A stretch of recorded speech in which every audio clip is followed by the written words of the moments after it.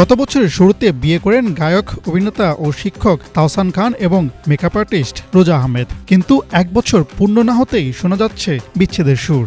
বিয়ের মাত্র কয়েক মাসের মধ্যেই দুজন আলাদা হয়ে গিয়েছেন।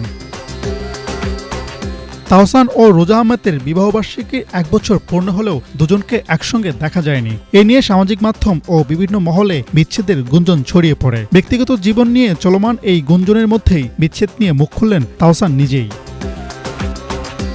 শনিবার এই সঙ্গীতশিল্পী ও অভিনেতা গণমাধ্যমে জানান তার বিচ্ছেদের ঘটনা সত্য। গত কয়েক মাস ধরেই আলাদা থাকছেন তারা। তাহসান জানান, অস্ট্রেলিয়া ট্যুরের আগেই আমরা আলাদা থাকার সিদ্ধান্ত নিয়েছিলাম। এ সময় থেকে আমি ফেসবুক ও গান থেকে অনেকটা দূরে রয়েছি। তিনি আরও বলেন, আমার সময় কাটছে একা ঘোরাঘুরি করে, আর এই সময় আমার সঙ্গী বই। ঘুরছি আর বই পড়েই সময় চলে যাচ্ছে।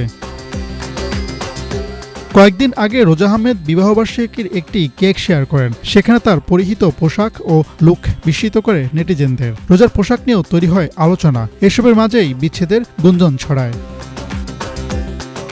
শোনা যাচ্ছে মেয়ে আয়রার জন্য প্রাক্তন স্ত্রী মিথিলার সঙ্গে তাহসানের যোগাযোগ মেনে নিতে পারছেন না রোজা, যা নিয়েই নাকি ঝামেলার শুরু। তবে এ নিয়ে তাহসান কিংবা রোজা কেউ মুখ খোলেননি।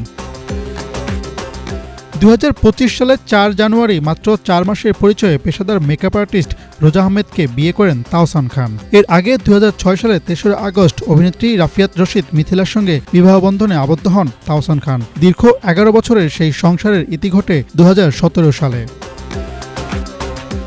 হাসনাত জুবায়ের, বিনোদন ডেস্ক, বাংলা ভিশন।